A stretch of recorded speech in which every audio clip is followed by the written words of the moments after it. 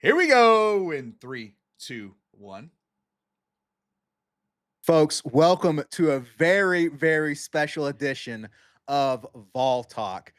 Brother, today, Austin, we are drafting the Vols Football Mount Rushmore. Me and you are going to be taking turns drafting the greatest figures in Vols football history to our Mount Rushmore, and we're going to see by the end of it who ends up with the best Mount Rushmore after this draft, brother. This is going to be fun. I literally can't wait. This is probably the most anticipation I've had to make a Vol Talk video in the history of the channel. And I love doing this. So that says a lot. So I can't wait to start drafting. Dude, I am hyped. This is going to be a lot of fun. We hope you guys have a lot of fun. This is, again, a very special edition of Vol Talk. So we hope that you guys enjoy it. Austin, we're going to get into the rules. But before we do that, we got to do the most important thing, which is who's picking first and then who's going second. So, brother, you've got a dice roll for us. Odds 1, 3, and 5. I go first. And Austin goes second. If it's even 2, 4, or 6, Austin goes first. I go second. Austin, roll us. And we should mention it's a snake draft. So we'll be snaking it as we go. All right, let's go, Blake. I got the roll. Now, Blake's going to have to trust me with this. I'm blocking our faces here with the dice roll. Blake's going to have to trust me. One roll. Here we go. 6. I go first. Oh, no. Oh, no. Oh, no. I didn't want to go first. So this changes everything, folks. So just to give you guys a little context, Austin and I have been talking about this for a while now, and especially before we started recording. We think we might have a different draft board for 2 and 3. So this changes things drastically with Austin going first. So let's go over the rules real quick. As Austin mentioned, this is going to be a snake draft. So Austin is now going first, and then I go second, but that means in the second round, I will go first and Austin will go second, which means essentially it's going to go Austin's pick, and then I'll have 2 picks in a row, and then Austin will have 2 picks in a row, and then I'll have 2 picks in a row, and then Austin will have the final and 8th pick of the Mount Rushmores. And then as a bonus, folks, at the very end, we're going to also take turns drafting honorable mentions to the Mount Rushmore for you guys at the very end. So stick around to the very end to see our honorable mention drafts as well. And then also stick around to the end to let us know who you think ended up with the best Mount Rushmore. So again, we're going to go into this draft here, Austin. Man, listen, folks, if you love this kind of content for Vols football in general, then smash that subscribe button. Give us a like on the video. We'd really appreciate it. And subscribe for more of this kind of content. But Austin, man, I think it's time, brother. Without further ado, I think you're on the clock, man. I am on the clock, Blake. This is not what I wanted. Not the guy I'm going to draft number 1. The guy I'm going to draft number 1 is absolutely obvious, okay? He is the reason for the mecca of college football. He is the foundation of this football program. General Robert Neyland is the obvious first selection, Blake. He, like I said, there is no Tennessee football without Robert Neyland. There is no Neyland Stadium without Robert Neyland. 4-time national champion, absolutely ridiculous. 5-time SEC champion, 4-time coach of the year. Also stepped away from coaching to go serve our country in World War II, Blake. Just an awesome guy, a Renaissance man, if you will. Was entered into the College Football Hall of Fame in 1956. I think he was an obvious first selection. Austin, General Robert Neyland has to be the first selection. And this is kind of why we were saying, folks, at the beginning, why this was a monumental moment. Who was going first? Because I think we might have differences at 2 and 3 on our big boards. Folks, I've got my big board right here. In fact, I'm going to put in a call here in a second to make sure that we're all lined up in our organization over here at the Blake organization on picks 2 and 3. But Austin, General Neyland has to be the number 1 overall. Has to be. Brother, we were talking about, before the show started, okay? Or before we started recording. Before Nick Saban came around, Austin, who, if you ask the general college football fan who the greatest coach of all time is, who would they say? They'd probably say Paul Bear Bryant.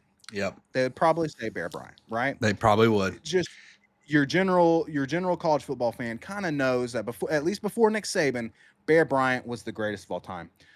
Folks, do you want to know who taught Bear Bryant literally everything he knows about coaching? Well, it's the great Robert Neyland, Austin, okay? And that's not my words. That is Bear Bryant's words. Bear Bryant said, and I quote, "People think I'm the greatest damn coach in the world, but Neyland taught me everything I know." That's Austin, incredible. Imagine, if you will, again, talking about Saban, you've got Kirby Smart, who was his kind of understudy, and Kirby Smart has become a generational coach in his own right. Imagine, Austin, if you will, one day Kirby Smart, believe it or not, again, this is an imaginary scenario, goes on to win even more national championships than Nick Saban, right? Well, what would Kirby Smart say? Kirby Smart would say he came from Nick Saban, and Nick Saban taught him everything he knew. Even if people forget about Nick Saban and, Kirby Smart's the greatest of all time. Well, Kirby Smart ain't going nowhere without Nick Saban. Guess what? Paul Bear Bryant, nobody without General Robert Neyland. And Austin, he never, ever lost to Bear Bryant. Unreal. That's an unreal stat. One more unreal stat, Blake. You love this one. He's the last coach to coach a team that didn't give up a single point in 1939. Literally didn't give up a single point in the regular season. Will literally never be done again, by the way. That's like one of those records that will stand forever. Literally forever. The last team to go unscored upon in the regular season. I'm so glad you brought that up. 1939, General Robert Neyland. There is no clear first pick. It sounds like I'm off to a great start, Blake. You're hyping up my Mount Rushmore. I might get back voted for just based on that. It's a good start. Listen, I need to make a call because you're about to be shocked with my number 2. Austin, you're not going to like it, but let me make a call. I'll probably like it.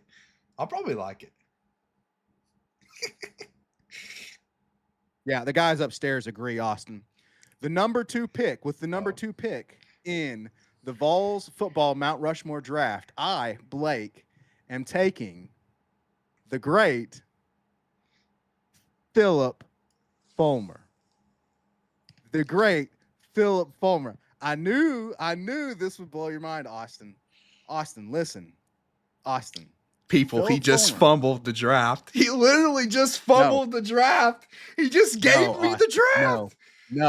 No, and I'm going to tell you why. Okay. You got to think about the Mount Rushmore history, greatest figures in Vols sports history. Austin, I'm talking about the second winningest coach in Vols football history after General Robert Neyland, the great General Robert Neyland. I'm talking about Phillip Fulmer. I'm talking about national championship winning coach Phillip Fulmer. And Austin, this is what sold it for me, brother. This is what sold it for me. Okay. Before, we were just talking about this. National champions used to be determined by voting, media voting. Ridiculous. Ridiculous. The AP would decide, essentially, or other publications would decide the national champion, Austin. Absolutely ridiculous, right? You've got, and how many times, Austin, and it's even in modern history. Okay, let's not even talk about former history. Even in modern history, the AP is still fumbling voting with sports, Austin. With their polls, with the Heisman. So the media can't get the Heisman right, so on and so forth. Austin, forever, talk about forever stats. Forever, Phillip Fulmer will be the first coach to win a legit national championship. An undisputed, objective, undisputed national championship. Can't argue with that. For all of the the problems with the BCS, right? People didn't like the BCS, and there was no playoff, which was a travesty. But for the first time in the history of college football, Austin, there was objective national champions. Phillip Fulmer won the very first one. Forever, Austin. Forever. Very first legitimate national champion, Phillip Fulmer, second overall pick. Listen, I think it's a reach. It's a reach compared to my board. However, it's hard to argue because not only all that, which, like you said, that literally another record that nobody can take away. When you're the first to do something, nobody can take that away. But Blake, Phillip Fulmer is one of the most feared recruiters of all time. And he did it right, by the way. Okay, we all know some guys like the Kirby Smarts of the world, the Urban Meyers of the world. They weren't, they got a little dirty with him. Whether they got caught or not, they got a little dirty with it. Phillip Fulmer was straight laced and was just an absolute beast on the recruiting trail, dude. Also played here. That's one thing people don't talk about. He played here. He played here as a guard for 3 years. He was Vol through and through. We won't mention his athletic director tenure. We'll just let that. Hey, we're just gonna sweep that under the rug forever for what he did here. I feel like there was meat left on the bones during his tenure, Blake. I mean, I feel like we could have had multiple championships, but he played in one of the hardest eras, man.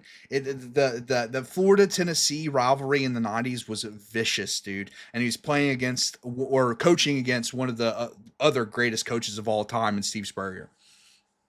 Well, and I'm glad you brought that up because that's the other reason I have to go Phillip Fulmer, Austin, because imagine, if you will, a Nick Saban-esque like person, and then we're trading licks with Nick Saban all throughout his yeah, I mean, that's Steve a great Spurrier point. is one of the greatest coaches of all time as well, and certainly the greatest Gators coach of all time. And without Phillip Fulmer, in fact, Steve Spurrier was the thorn in Phillip Fulmer's side. Phillip Fulmer would have had a dynasty if not for Steve Spurrier. But Austin, he still won in the 90s and the early 2000s, despite Steve Spurrier. And I mean, it was just incredible, Austin, what he was able to do. Yeah, that's a great point, dude. I mean, we talk about that a lot with Tennessee and Florida in the 90s, dude. Basically, that game would determine who would go on to play for or win the national championship. So that's a great point. Phillip Fulmer's a great pick, man. I just think it's a bit of a reach. By the way, you're on the clock, bro. You're on the clock for number 3 now. I'm on the clock for number 3. And brother, we don't have to call upstairs for number 3. I had to take Phil at number 2. Okay, I'm interested. Number 3 on the big board is an obvious pick. The greatest of all time, greatest Vol in history, and still, Austin, in my opinion, the greatest quarterback of all time. Okay. Peyton Manning. Well, we're a little devastated over here in our draft room. I was hoping you'd say a different name. Dang, dude. I know. And hey, I'll be honest with you. I might be just throwing you a bone, maybe, so that you can have your guy. Maybe. So that you can have you. But honestly, Austin, I'm not, right? Peyton freaking Manning. I mean, Austin, let me just I've got here the all-time records for statistical records for Tennessee. Passing records, okay? Passing yards, all-time career, number 1, Peyton Manning. Single season highest total, Peyton Manning. We've got touchdowns, passing touchdowns, all-time career, number 1, Peyton Manning. Single season, Peyton Manning. We've got career passing attempts, number 1, Peyton Manning. We've got passing completions, number 1, Peyton Manning, career, all-time. And the only record he doesn't have for single season is completions with Eric Ainge. Actually, ended up being number 1. And then number 2 is Peyton Manning. Austin, he's number 1 across the board in all of the passing records. But also, Austin, it's just the legacy of Peyton Manning. Yes. He is Tennessee football, brother. He is the greatest volunteer ambassador.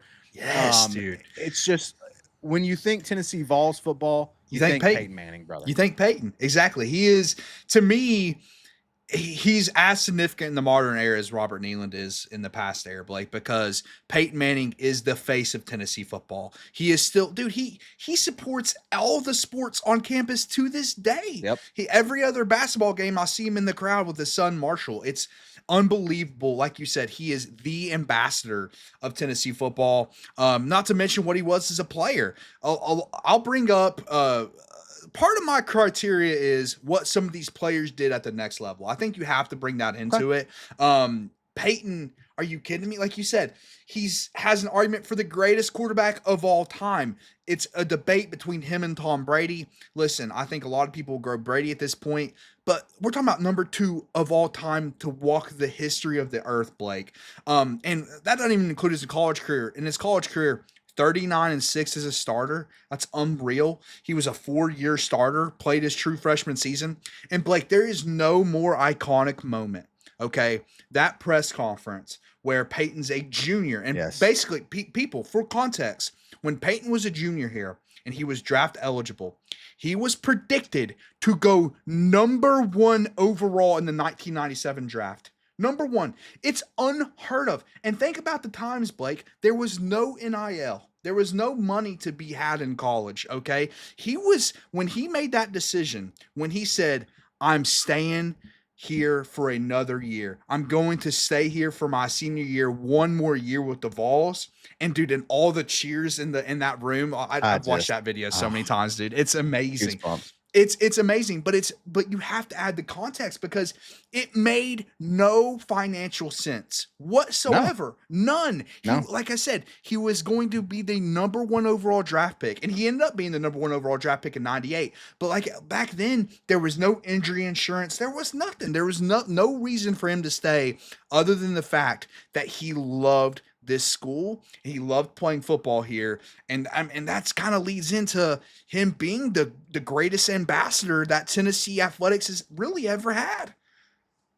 Yeah. I mean, it's just, it's right. If you ask the average, college football fan or just football fan in general, they're going to know Peyton Manning. They may not, I'll be honest, they may not, talk about Phillip Fulmer. They may not even talk about Robert Neyland because, they may not, know history of football.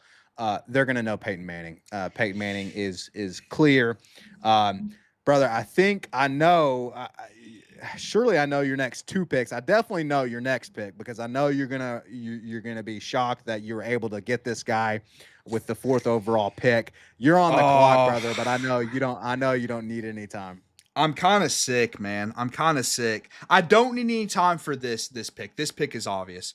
It's the Minister of Defense. To me, the greatest defensive player to ever walk the planet, to ever play football. And dude, I was telling you before the show, it's unbelievable. We are, I believe, the only school to have 2 top 10 NFL players in the history of football. I mean, that's unbelievable. We have 2 guys in the top 10, Reggie White and Peyton Manning, and I believe Reggie White is the greatest player in or defensive player in NFL history. He was unbelievable here, especially his senior season. He kind of was dealing with injuries his junior year, but broke out big time his senior year. But Blake, I have to talk about his NFL career a little bit. Okay, I just have to, because just to give people context that are just college football fans that don't understand how great Reggie White was. Okay. First of all, his first year as a rookie, he played 2 years in the USFL, just for context, but his first year as a rookie in the NFL, he got screwed out of defensive rookie of the year. I just looked into those stats today, Blake. I was fuming, dude. He got screwed out of defensive rookie of the year. He came in immediately and had 13 sacks. The 1987 season, this is, I think, Reggie White's greatest argument for maybe the best defensive player ever, at least the best year a defensive player has ever had. 1987 year, for those that don't know, was a strike-shortened season in the NFL. There was only 12 games played, okay?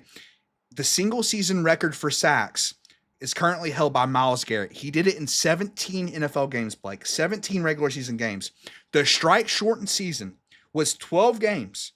Reggie White had 21 sacks. The current record is 23. So take that into context. He could have had 4 to 5 extra games to get 2 more sacks. And on that pace, dude, I'm telling you, he was on pace for 30 sacks that season. It was unbelievable. One last thing for his NFL career. Like, this blew my mind. I didn't even know this until today. His last season where he retired as a Packer. Now, he came back and played 1 more year as a Panther, but he retired for the first time in the NFL in 1998. He left the league as a 37-year-old. Okay, that's geriatric in the NFL, especially as a defense player. Like, by that point, people are washed up, dude. They're terrible. Yeah. His final season, defensive player of the year, 16 sacks, led the NFL. Literally entered the sport as the best player and left the sport as the best player, Blake. And his play never fell off. Every single full season outside of his rookie year and his last year, he was all-pro, first team or second team every year in the NFL. Do you know how unbelievable that is? He is the greatest defensive is. player ever. I couldn't agree more with you. I mean, the greatest ever to walk the earth, as you said. The minister of defense himself, a great person off the field as well, Austin. All kinds of, philanthropic ventures and, just making a difference in his community. Just a great overall guy. But Austin, his college career was no joke. I mean, there's a No reason joke. why, people, why he was so highly touted going into the NFL. Just recently, his career sack record was broken by Derek Barnett at 33. Reggie White still number 2 with 32 sacks all time on Tennessee's top sacks list. And then Reggie White still owns the single season sack record at 15 in 1983. So Reggie White, Austin, you're absolutely correct. And listen, absolutely no disrespect to the great Reggie White, because he absolutely, in terms of where I had him, it was certainly a tough decision. But man, I mean, because he is the greatest defensive player of all time. So absolutely fantastic pick, brother. But you are back on the clock the next pick, and I think surely I know who you're gonna go. I don't think you do. Hey, I'll be happy. I'll be happy to take him later. My heart wants the guy, but I'm gonna stick to my board, man. I'm gonna stick to my board. You have to take this guy. To me, this guy would make my Mount Rushmore if it was just I'm just picking 4 straight up.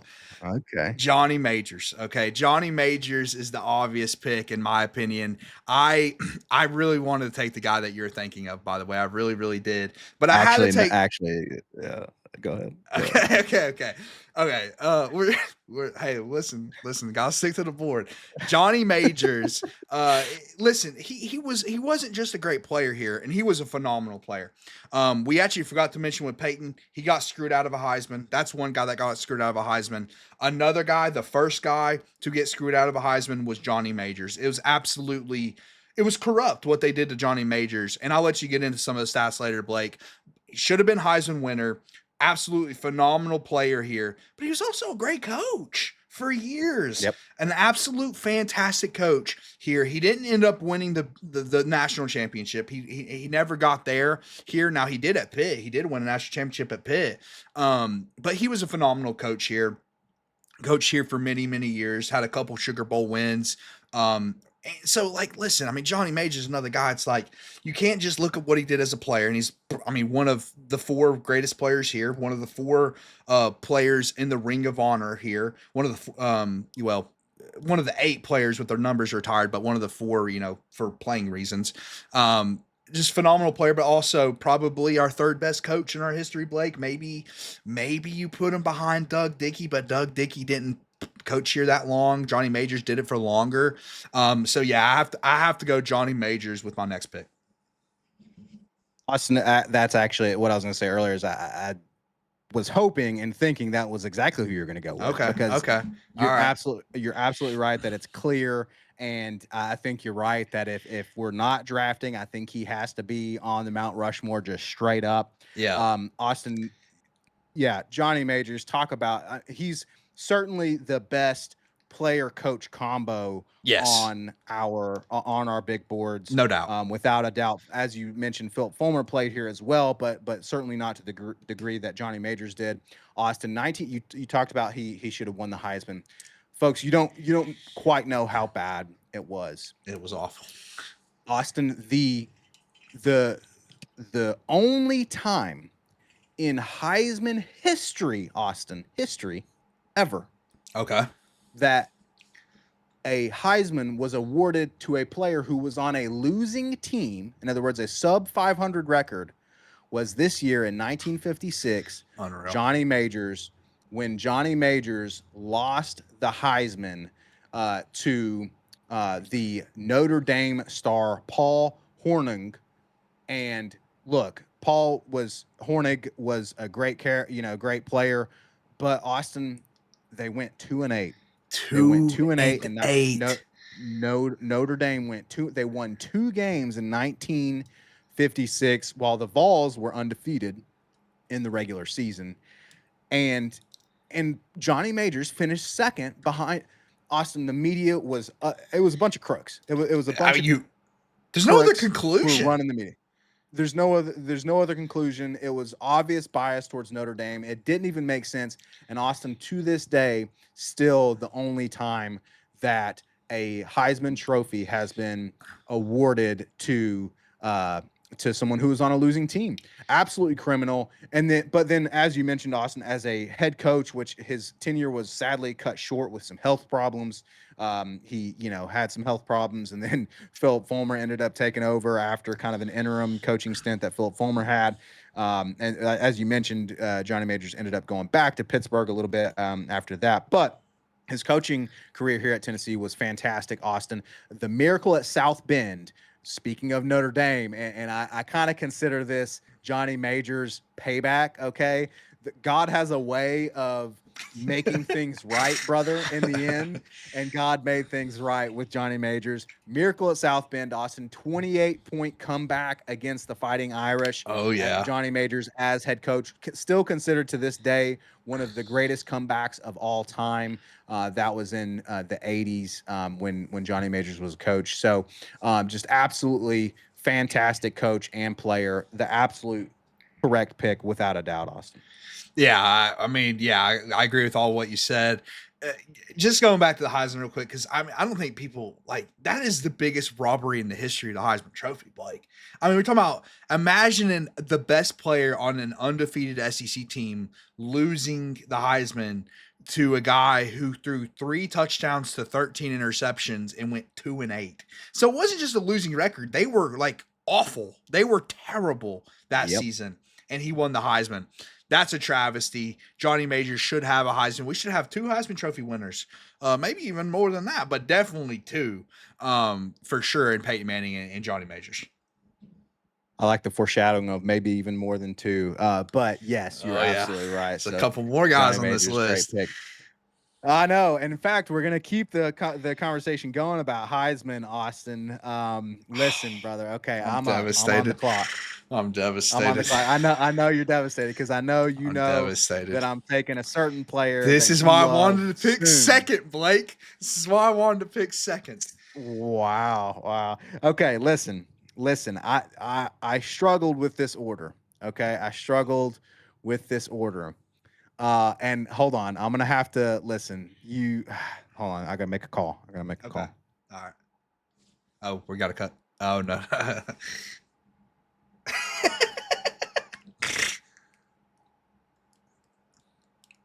Okay. I think we got to stick with the board, Austin. Stick with the board, man. Stick with the board. The next pick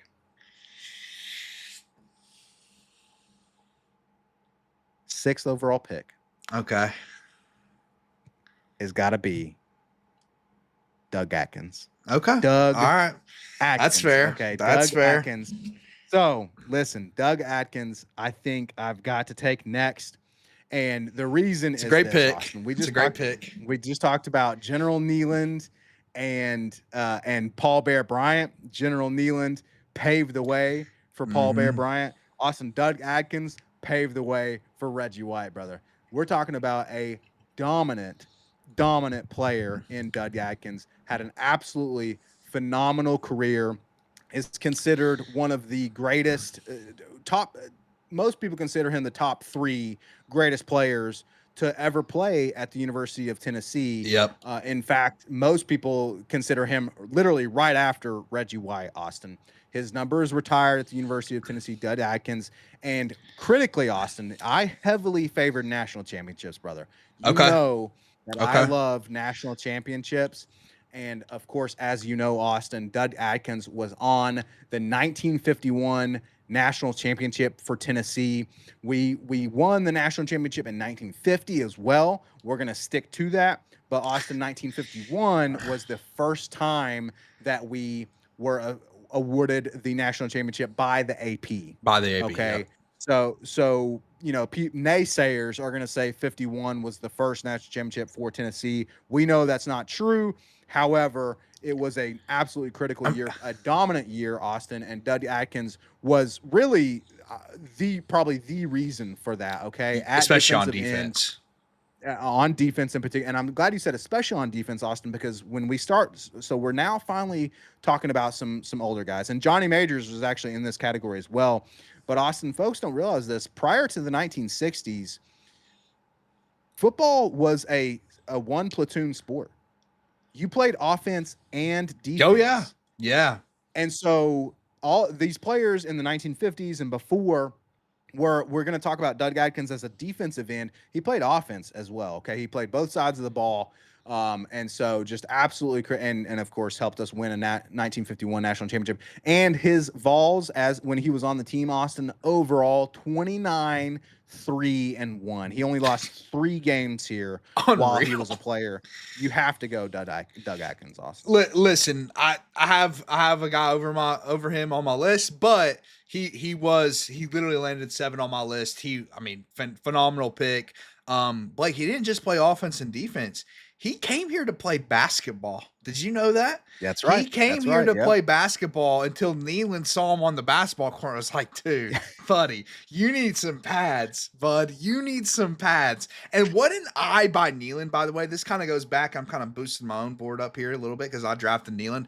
But what an eye, man, because Atkins, yeah, sure, he came here as a basketball player. He went on to be an NFL Hall of Famer, like National Football League Hall of Fame. He's one of the greatest defensive tackles of all time, Blake, not just in college. He also, not only did he play basketball here, he lettered in basketball for a single season, but he also lettered in track and field for 3 years. Dude, this is the Jim Thorpe of Tennessee athletics right here, Blake. This dude is unbelievable. He did all kinds of stuff. Dominant player, like you said. I just want to touch on one thing you said because you're like the AP only awarded us in 1951. Think about what I said earlier, Blake. So you're telling me the AP poll didn't give the 1939 team, who didn't give up a single point. Come on, so we can't really take them seriously. Those people can't be taken seriously. But yeah, Doug Atkins, great pick. I definitely would have drafted him if I could have. Yeah, for sure. You're right. AP can't be taken seriously, but we won in 1950 as well, Austin. And he was also here in 1950. It's just his 51 was considered kind of his more dominant year, and then 52 he actually was his final season was when he was named an All-American, first team All-American. So, man, what a fantastic player, Austin. But brother, I'm continuing with the theme. I'm on the clock again, and this pick is also easy, Austin. And really, you could probably. I know you said that you. I know who you had above. Oh, dude! But don't you want to take your boy? It's easy. I'm about to draft your guy, Blake. I know you're about to draft my guy. You could have your guy and I could have my guy, and all would be right. That's okay because this has to be the next pick. And I know why you had him as number 7 on your big board. Austin, it's none other than the great Eric Berry. Eric Berry, Austin, coming off the board. So devastated. Here at this pick. What do we want? Pick 7 overall.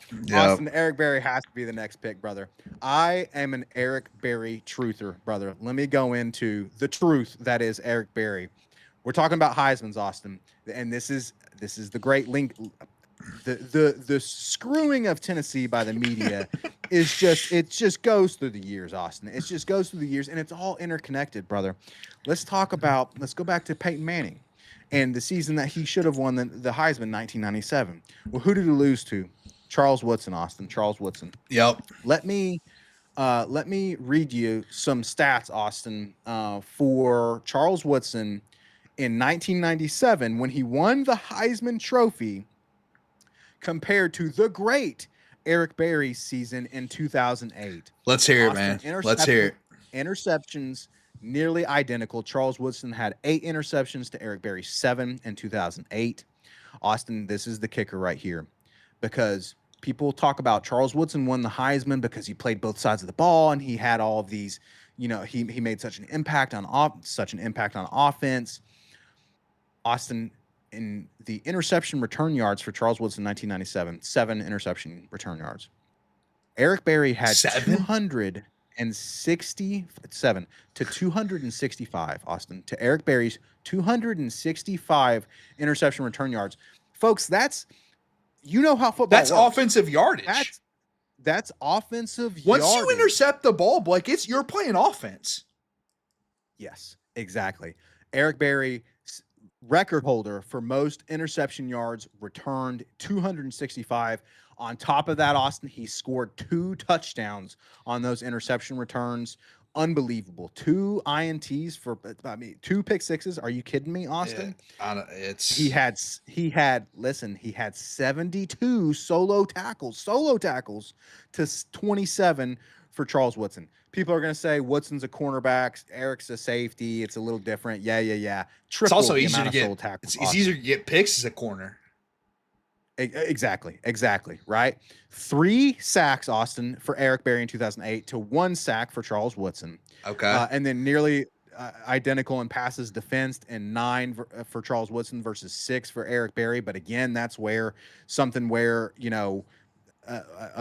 cornerback is obviously going to have, slightly more passes defensed anyway. And then to top it all off, Austin, on defense, Eric Berry added a fumble recovery. But then that's not all, Austin. People talk about Charles Woodson and, his, production on offense. Austin, he only had a total of 4 touchdowns. He only had a total of 4 touchdowns. So we're talking about nearly identical touchdowns, and Eric Berry scored all of them on defense. Which is way harder to do, by the way, because when Woodson comes into the game on offense, Blake, they're designing the play for him to score. They're designing it for him. And Austin, you can actually think of it as a 14-point swing when you score on defense, because you not only stop the opposing offense from scoring. So really, Austin, Eric Berry is died in terms of point differential, had the same amount of point differential as Charles Woodson. And to boot, Austin, Eric Berry played offense as well. He took snaps at quarterback, and he had 44 rushing yards. He had like 6.3 rushing yards per carry. It was only on like 7 carries. Should have run him more. Should have run him more. Eric Berry, Austin, is one of the greatest players of all time. And if we're talking about Charles Woodson winning the Heisman over Peyton Manning, and then Eric Berry didn't even get, Eric Berry should have at least been a runner-up for Heisman. Yeah, he wasn't in the top 4. Unbelievable. It's unbelievable. Listen, if you want to know how high I am on Eric Berry, I thought about not trusting my board. I wanted Berry on my Mount Rushmore so bad. I had to draft Johnny Majors, but Eric Berry, I really wanted to draft him. I almost overdrafted him because he is my favorite all-time player. He is the reason I started loving Tennessee football. Listen, I think he's Phil Fulmer's last great recruit, his last blue chip recruit. He's the last NFL safety to go top 5 in the NFL draft. By the way, should be an NFL Hall of Famer. I think he's going to be a future NFL Hall of Famer. He's already a college football Hall of Famer, Blake. But dude, think about the time he played, man. This is the end of Phil Fulmer's tenure. He also played Darren Lane Kiffin, which, that's so sad that he had to play under Lane Kiffin. That's a whole nother story, a whole nother day. However, dude, he was the only reason to watch Tennessee football for 3 years that he was here. Yeah. And by the way, one thing that we haven't been mentioning for some other guys, but we'll mention it for Eric Berry. He's our true freshman of the year for Vol Talk. We named an award after him because Eric Berry came onto campus right away and was the best player on the football field. It was obvious right away, man. And dude, the thing that fires me up more than anything with Eric Berry, just think of the imagery. What do you think of? That's funny because he was an absolute playmaker with the ball in his hands. Like, he had a special skill set of picking a pass off and making something happen after the interception. Like, I think one of the greatest ever at doing that. And that's not only his college career, also his NFL career. But that's not even what I think of with Eric Berry. When you think of Eric Berry, you think of the two best players in college football going head to Yes, head. yes, Tim yes. Tebow and Eric Berry colliding, okay? The unstoppable force versus the immovable object, Blake. It was literally must-watch television. It's why I started to love football is that matchup, okay? And Eric Berry, he played a less impactful position. I mean, he couldn't make our offense not suck back in those days. But dude, it was still so compelling. It was so compelling to watch Yes. those two all-time great players going head to head. And I mean, Eric Berry won a lot of those matchups. I know not on the field results he won, again, because he played a less impactful position than Tebow. But if we're talking about like play by play, Barry got over on Tebow a lot. It was just so fun to watch, man. And the literally head to head, Austin, when they collided. That's and what you're I think talking of. about That collision, man. you're talking about Tim Tebow had the weight advantage on Eric Berry and Yes. the momentum, and still, boom, Got they just rocked. collide. He got rocked, Oh dude. man, Absolutely love it. man, So he wasn't just a ball hawk, man. He wasn't just a playmaker. He was a hard hitting, like he could play in the box. He could make plays in the box and be that hard hitting safety, dude. I think to me, he and Phillip Fulmer need to be in the Ring of Honor ASAP. They're the two yeah. people in the history of our program that are missing from the Ring of Honor. And I think Eric Berry's 14 should be retired. I get sick to my stomach when I see these bums wearing 14, dude. It's sickening. It either needs to be retired or it needs to become a legacy number like LSU's number 7. It should be given to a guy in the secondary who's not going to suck, like a Jermod McCoy type or a Colton Hood type that's actually going to go out there and play ball instead of stink it up like a lot of the dudes that wear 14 these days. Yeah, I mean, it's disrespectful, honestly, when you let a bunch of bums come in and wear 14. Sorry, I gotta say, Staley's not a bum on offense, though. I will say that Staley wears 14 right now. He's good. Okay, he's on the team right now. But a lot of defensive guys that's worn 14 recently, Blake, have sucked. Yes. So yeah, I mean, it's got to be Eric Berry, man. I mean, just what I couldn't agree more with you. We need to retire his number, get him in the Ring of Honor. Fantastic Tennessee Volunteer. So that leaves Austin. You have got the final pick, my brother. Number 8. You are on the clock for the final pick, and this is going to be interesting because I was considering switching my 8 and 9 on my big board here. I've got my clipboard, folks. And I've got a question mark right here, and I'm going to be interested. I think I know who you're going to go with, but I'm going to be interested to see who you take. Final pick of the Vols football Mount Rushmore. You're on the clock.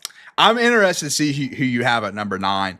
But number 8 was easy to me. In fact, 1 through 8 for me, Blake, was the easy part of this. It's actually 9 through 15 that got really tough.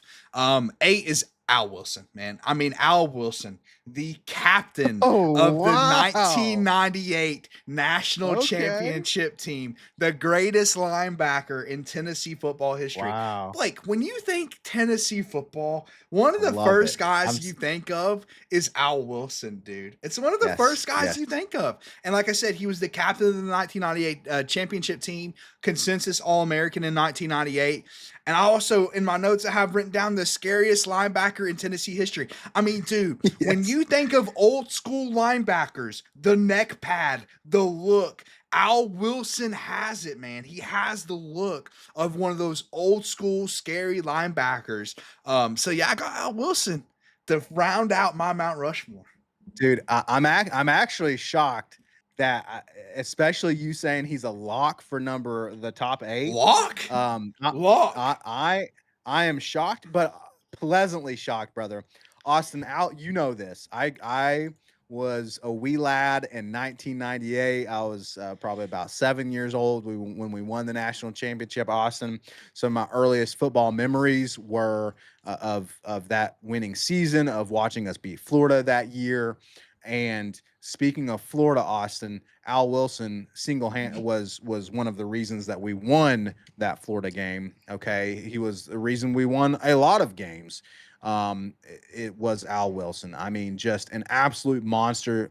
Exactly like you said, you think of the neck pad, you think of the absolute soul, Austin, of that 1998 national championship team. And Austin, that team is special because of not only the destiny, right? The stumble and fumble and beating Arkansas and going undefeated and all of these different things. But again, those players, along with Phillip Fulmer, like my argument for him was that they are cemented as the first ever legitimate, objective national, the best in the country. Austin forever will be the first to do it.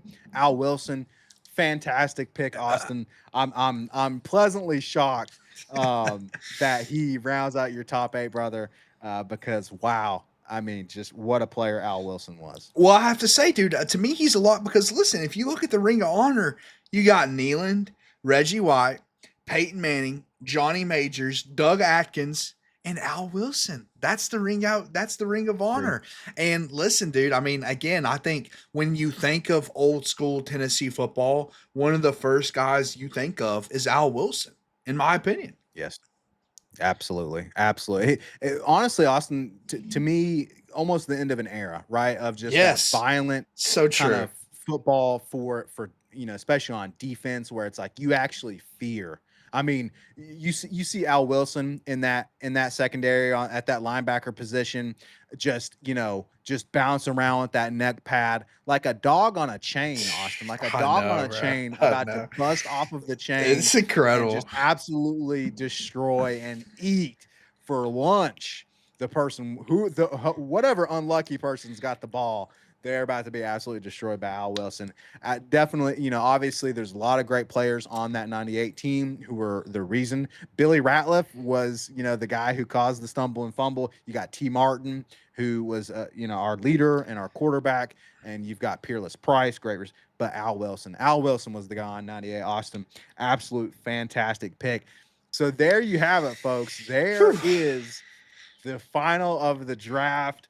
For the Vols football Mount Rushmore.